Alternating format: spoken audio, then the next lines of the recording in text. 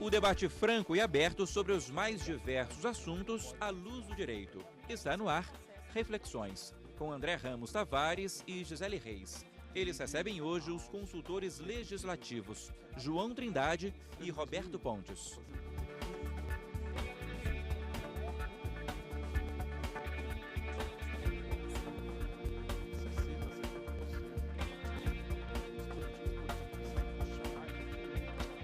Como surge uma lei?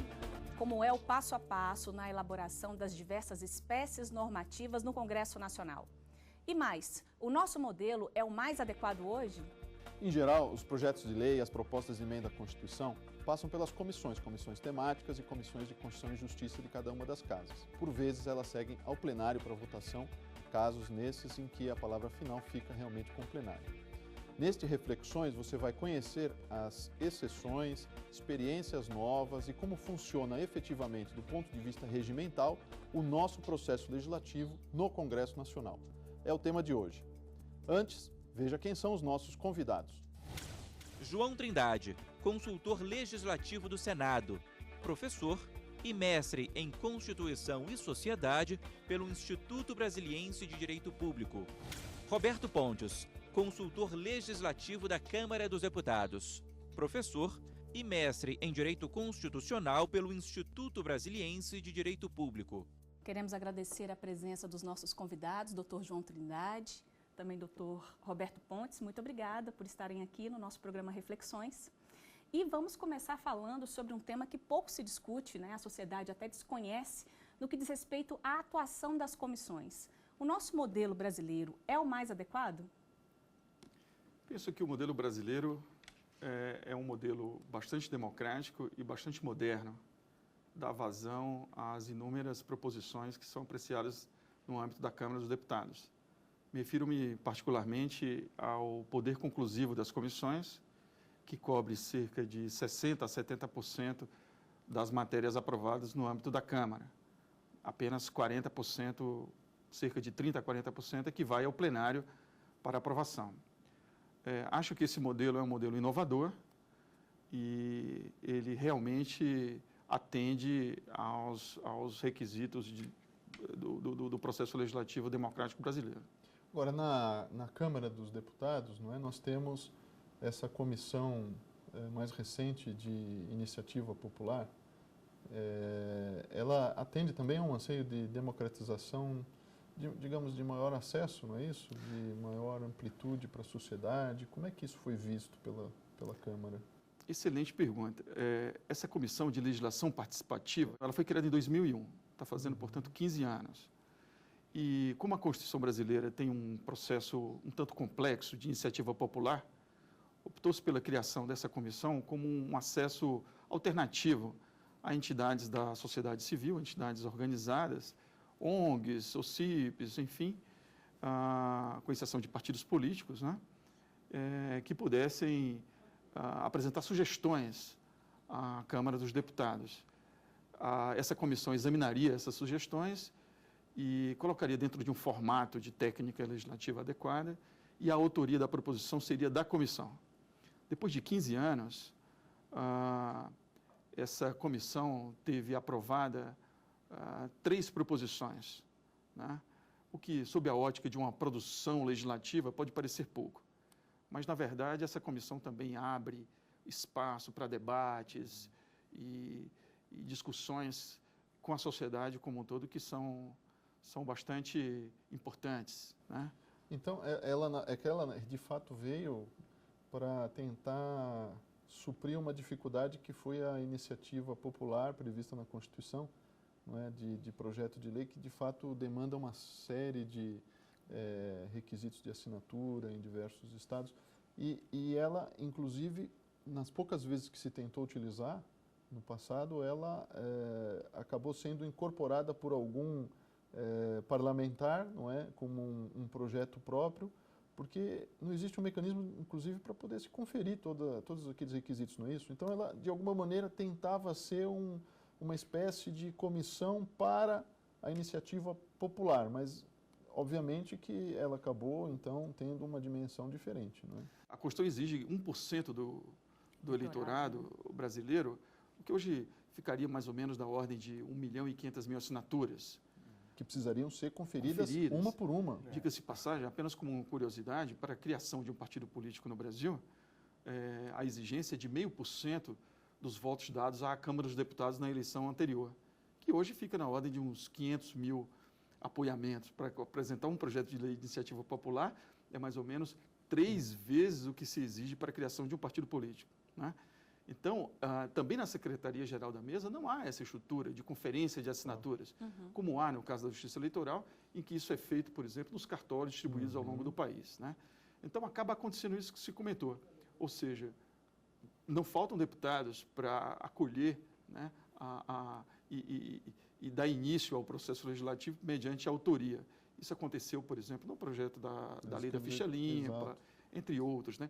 Agora, pegando a experiência do Dr. João Trindade lá no Senado, na consultoria do Senado, nós sabemos, a nossa Constituição Federal estabelece, né, no artigo 5º, que ninguém é obrigado a fazer ou deixar de fazer alguma coisa, senão em virtude de lei. Então, é por meio das leis que nós temos aí as obrigações, os direitos e deveres que são estabelecidos, daí a importância da discussão do nosso tema sobre processo legislativo.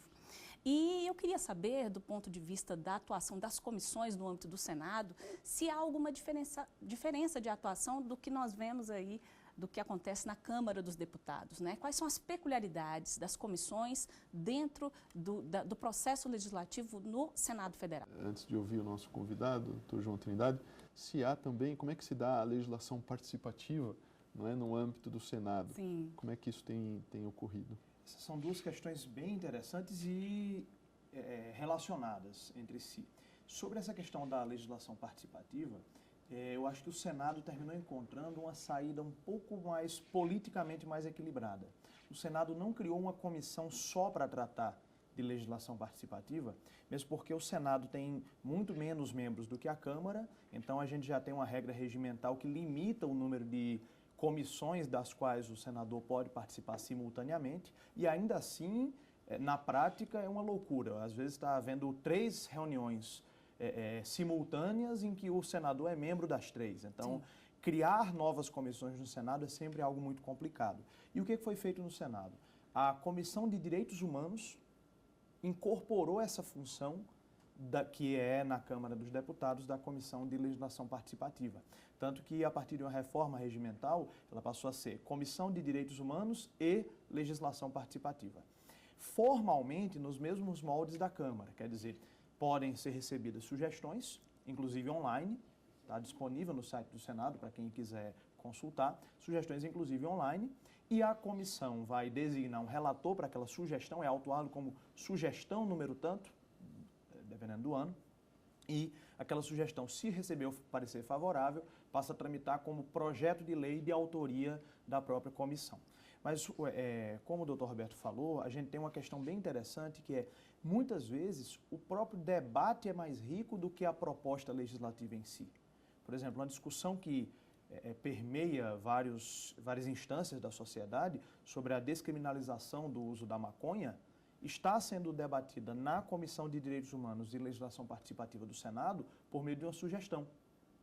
Sugestão, se não me engano, sugestão número 4 de 2014, que veio oriunda de 20.000 assinaturas, pedindo a descriminalização do uso medicinal e recreativo da maconha, e que está sendo debatido, quer dizer, o próprio debate sobre se aquilo vai virar um projeto de lei, já é um debate que já foi bem acalorado e já houve participações das mais diversas instâncias representativas da sociedade. Então, esse papel, inclusive, simbólico de iniciar uma discussão antes mesmo de se tratar de um projeto de lei é bem importante. E é super importante, né, na verdade, porque permitir que a sociedade ela participe de uma maneira mais direta, né, de certa forma, na discussão do processo de elaboração dessas leis, eu acho que torna até mais significativo no resultado final, né, do processo de elaboração. Sem dúvida. Até um projeto de lei desse, se vier a ser apresentado, ele já vem com outra carga política, inclusive, do que se ele fosse apresentado por autoria de um parlamentar. Assim como um projeto de lei inspirado numa proposta popular, subscrito por um parlamentar, na prática ele não é lido como mais um projeto de autoria de parlamentar, ele é lido como um projeto que tem mais peso. E, de certa forma, isso é uma tentativa até do Senado Federal de fazer um pouco o papel que a Câmara tem, dessa interlocução mais direta com a população. Quer dizer, pela iniciativa popular clássica, propriamente dita, o projeto tem que começar pela Câmara. Certo. Com a Comissão de Direitos Humanos e Legislação Participativa, o Senado também chama para si essa divisão de tarefas em relação ao que a Câmara faz. E isso é muito importante, né? Já foi indicado aqui pelo Dr. Roberto Pontes, porque existe de fato essa discussão que gera uma massa crítica, né? Inclusive com as audiências públicas, né?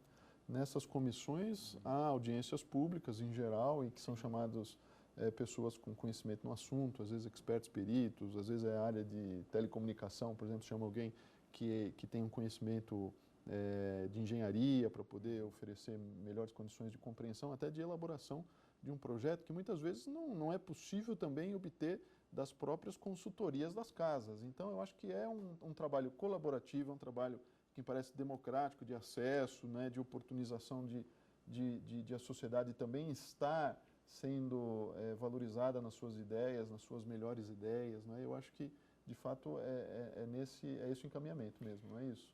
E além da questão da matéria em si, né, questões relacionadas à própria constitucionalidade também são analisadas nessa fase, né? Existe um controle prévio aí de constitucionalidade feito pela Comissão de Constituição e Justiça, né? No caso da Câmara dos Deputados, me parece que no Senado a análise sobre essa questão da constitucionalidade, ela é feita de uma maneira diferenciada, podendo ser feita pelas comissões temáticas, e eu acho que seria um tema interessante que a gente poderia abordar, mas eu vou ter que parar no momento, um minutinho. Nós vamos para um breve intervalo. Sobre esse assunto a gente volta daqui a pouco, falando sobre o processo legislativo, é o tema do nosso Reflexões de hoje.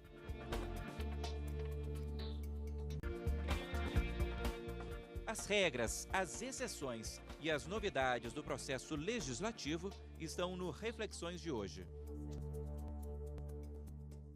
As comissões de Constituição e Justiça de cada uma das duas casas do Congresso Nacional têm um papel chave no processo legislativo no Brasil. Agora nós vamos tentar discutir um pouco mais como é que elas funcionam, qual que é o seu regime jurídico do ponto de vista regimental da casa, não é? Como é que funciona a Comissão de Constituição e Justiça, Dr. Roberto, lá na Câmara dos Deputados? Ela sempre deve se manifestar ou não? Sim, na Câmara dos Deputados, a CCJ, hoje é batizada de Comissão de Constituição e Justiça e Cidadania, ela se manifesta sobre todas as proposições. Hoje, na Câmara dos Deputados, há 25 comissões permanentes, 25 comissões temáticas. Os projetos de lei são distribuídos a essas comissões temáticas, que se manifestam sobre o mérito das comissões. Vamos imaginar duas comissões de mérito, é bastante comum. A primeira se manifesta dentro da sua competência, passa para uma segunda comissão, que também se manifesta sobre esse aspecto da competência de uma outra comissão. Por último, vai à Comissão de Constituição e Justiça, que examina aspectos de constitucionalidade, juridicidade e de técnica legislativa. Se a matéria disser respeito à competência da própria Comissão de Constituição e Justiça, ela também examina o mérito. Então, do ponto de vista de projetos de lei, a CCJ sempre fala por último, dá a última palavra. Agora, seria interessante saber, então, quais são os temas que se consideram de mérito da Comissão de Constituição, Justiça e Cidadania da Câmara. Constitui matéria de competência originária da CCJ, matérias como direito eleitoral, matérias relativas à cidadania, direitos fundamentais, direito civil e penal. Essas, em linhas gerais, são as matérias de competência originária da CCJ. Nesses casos, ela examina tanto o mérito quanto os aspectos de constitucionalidade e juridicidade. E só nesses casos ela pode apresentar substitutivo ou ela pode ser apresentado um substitutivo por um parlamentar na CCJ em qualquer circunstância? Essa é uma boa pergunta. A CCJ pode apresentar substitutivo mesmo que a matéria não seja de sua competência. Mas, nesse caso, ela não pode alterar o mérito do que veio das comissões temáticas, né? Aí, normalmente, ela se atém a aspectos formais e de técnica legislativa, só na técnica melhorando a redação e, às vezes, tirando dispositivos, por exemplo, que são inconstitucionais ou injurídicos, claro, de modo a tornar a a proposição correta. Se for de direito eleitoral, por exemplo, pode surgir um substitutivo completamente diverso dentro da Comissão de Constituição e Justiça, pode vir a ser aprovado pela Comissão de Constituição e Justiça e em caráter terminativo, quer dizer, conclusivo, quer dizer, encerrando ali já a tramitação do projeto. Sim, a comissão existe um aspecto que você está abordando nessa questão, que é o poder conclusivo das comissões.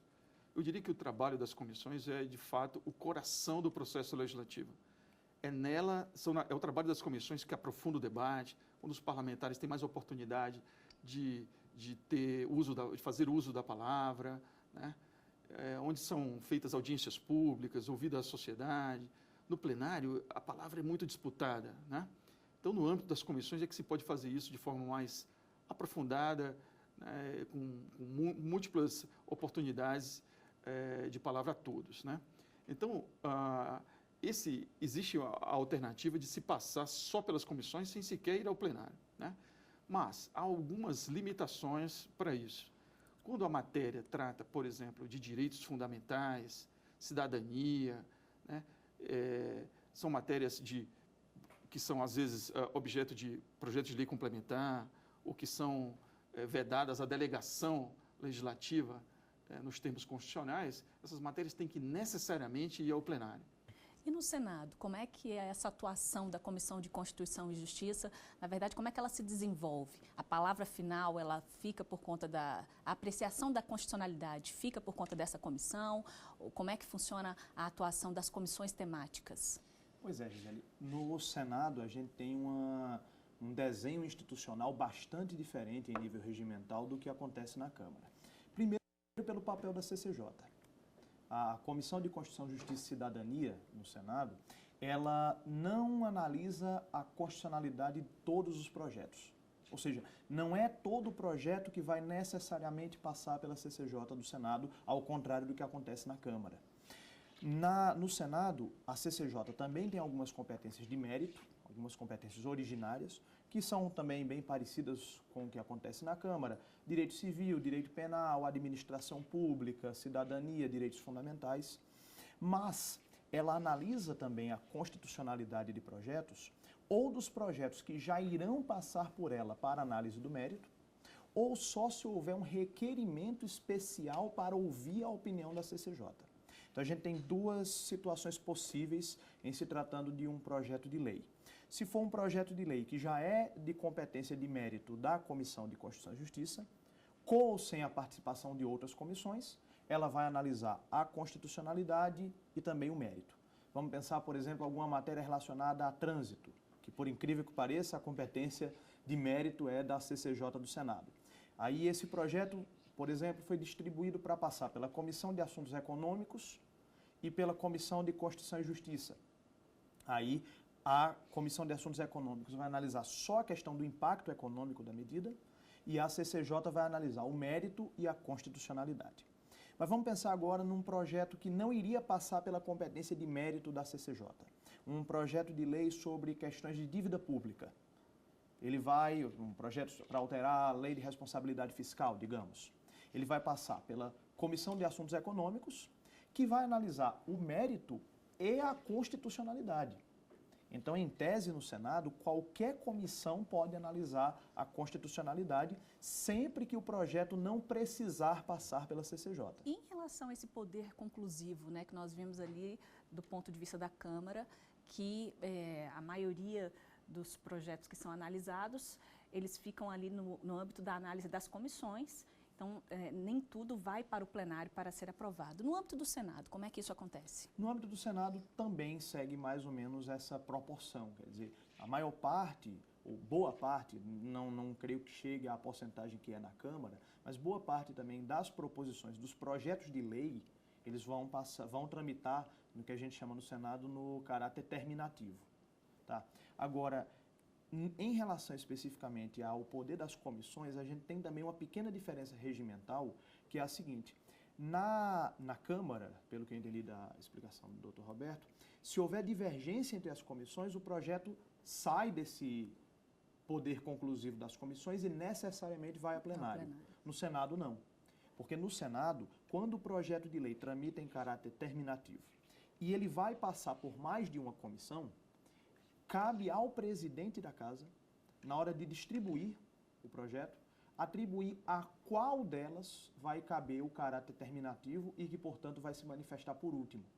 Então, não é incomum a gente verificar, por exemplo, o projeto de lei vai passar pela Comissão de Assuntos Sociais, pela Comissão de Ciência e Tecnologia e pela Comissão de Constituição e Justiça, vírgula, cabendo a esta última o poder terminativo. Ainda que haja divergência. Ainda que haja Ou seja, divergência. em fundo, quem decide sobre a divergência é aquele que recebeu do presidente do Senado a atribuição, Exatamente. de Quer decidir dizer, por último. em vez de, em caso de divergência, a matéria ir necessariamente Ao a plenário, plenário, como não, na a Câmara. última comissão, que é a que tem o poder terminativo propriamente dito, vai apreciar. Agora, há também um outro caso de uma espécie de poder terminativo no sentido estrito de terminar mesmo a tramitação do projeto, que é qualquer projeto que passa pela CCJ, ou para análise de mérito, ou em caso de requerimento especial para ouvi-la, se a CCJ se manifestar pela inconstitucionalidade do projeto e a inconstitucionalidade desse parecer for unânime,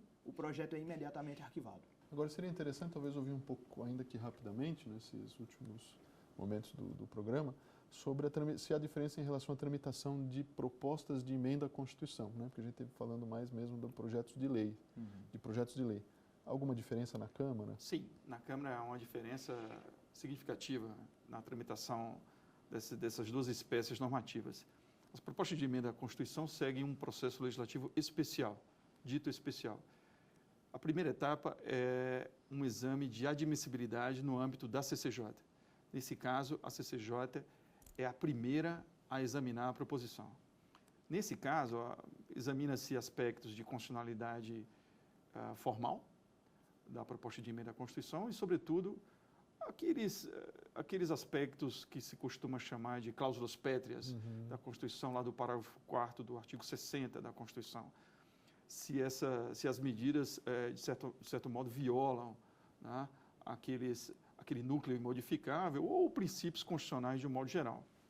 Uma vez passada pela CCJ essa admissibilidade, aprovada a admissibilidade pela CCJ, essa proposta de emenda à Constituição passa a ser examinada no mérito, porque a CCJ não examina o mérito de propostas de emenda à Constituição no processo legislativo da Câmara. E essa emenda, essa comissão especial a quem cabe o presidente criar e instalar a comissão, é que examinará o mérito. Depois de aprovado o mérito no âmbito dessa comissão especial, é que a apresentação de emendas, tudo ocorre no âmbito da comissão especial. Ali apresentam-se substitutivos, etc. E aí é que ela vai ao plenário. Esse é, em síntese, o processo legislativo das emendas, bem diferente dos projetos de lei. E no Senado, como que funciona? No Senado é bem diferente também da tramitação ordinária de projetos de lei e bem diferente da Câmara também.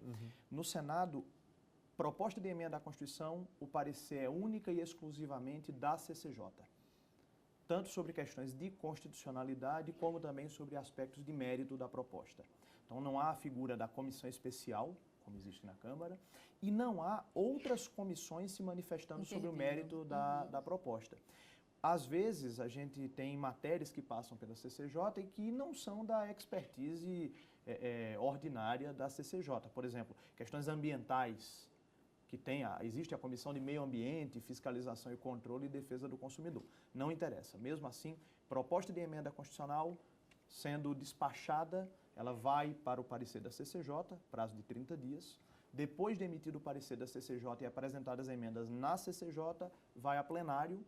Só se houver emendas de plenário, volta para a Comissão de Constituição e Justiça opinar sobre as emendas de plenário, mas é sempre esse roteiro. CCJ e plenário. Inclusive, houve um caso interessante em que a matéria de mérito era tão complexa, era a questão relativa a usinas nucleares, que houve um requerimento para ouvir a Comissão de Meio Ambiente. Mais ou menos como pode ocorrer o contrário, né? A Comissão de Meio Ambiente pediu para ouvir a CCJ, nesse caso seria o inverso. A CCJ pediu uma opinião de mérito. E houve questão de ordem resolvida pelo presidente, com recurso a plenário e decisão final do plenário, dizendo que, em se tratando de PEC no Senado, não cabe a manifestação de outra comissão. Nem num pedido de auxílio como esse. Nem num pedido de auxílio, a CCJ pode até fazer uma audiência pública e convocar especialistas, mas ela é que vai ter que emitir o parecer sobre as emendas à Constituição. Bom, o nosso tema de hoje, a nossa discussão sobre processo legislativo, fica por aqui. Hoje nós tratamos exatamente desse tema que interessa a toda a sociedade. Falamos, inclusive, sobre a importância da atuação das comissões, tanto as comissões temáticas quanto as comissões de Constituição e Justiça e Cidadania, tanto no âmbito da Câmara dos Deputados quanto no âmbito do Senado Federal. E eu quero agradecer a presença dos nossos convidados. Bom, e nós agradecemos você que está aí em casa nos acompanhando no programa Reflexões. E você pode também rever esse programa aqui mesmo na TV Justiça ou no nosso site, tvjustiça.jus.br. Muito obrigado pela sua companhia e até o próximo Reflexões.